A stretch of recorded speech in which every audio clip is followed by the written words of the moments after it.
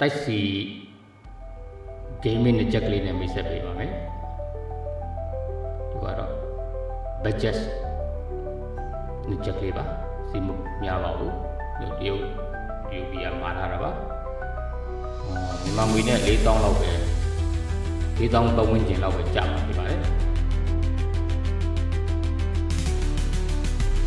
တိုက်စီကိုသုံးပြီးတော့ဖြစ်ပါတယ်ကျွန်တော်စမ်းသပ်သုံးပြီးတော့အဆင်ပြေပါတယ်ပေးရတဲ့ဈေးနဲ့တန်ပါတယ်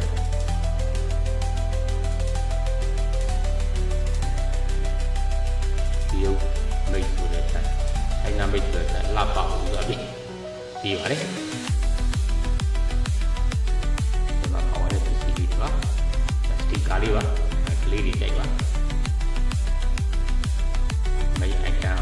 ဒီပူထဲမှာပါဖြစ်ပါတယ်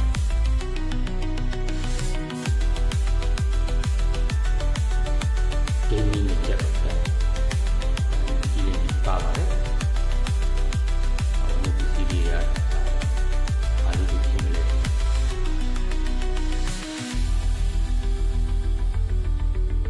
ဒါမိုက်ဖြစ်ပါတယ်မိုက်ကဖြုတ်လို့တက်လို့ရပါတယ်ဒါ user menu ပဲဒါကတော့နားဆွတ်တဲ့ဆီလီကွန်စပယ်ဘက်ကလေးတွေပါစိုက်ကြည့်သေးအလက်ကိုနာအပေါင်းနဲ့ဆင်ပြေသူလေးလည်းသုံးပြနိုင်ပါတယ်ဒါကလစ်ကလေမင်းချိတာပါဟုတ်ကဲ့ပါဒါမေးအင်တမ်လာပြီ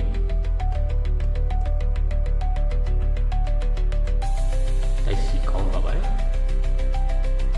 ဒါကွန်ထရိုးပါကွန်ထရိုးပါ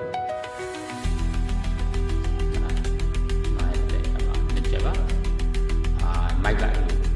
တက်ပါတယ်လိုဝေးဆိုင်တိုက်တဲ့ပုံစံလိုရပါတယ်နောက်ပြီးတော့အဓိကဒီဘောလုံးကွန်ထရိုးမှာကျွန်တော်တို့စာချင်းမှာတစ်ခါဆွင့်လို့ရတယ်ဟုတ်ကဲ့ပါတကယ်လို့ဂိမ်းစော်နေရင်ပုံအပ်ကုန်တော့မယ်ဆိုရင်ဒီလက်ချက်ပေါက်ကိုဖြုတ်ပြီးတော့အထက်ပြန်မလို့ပါဘူး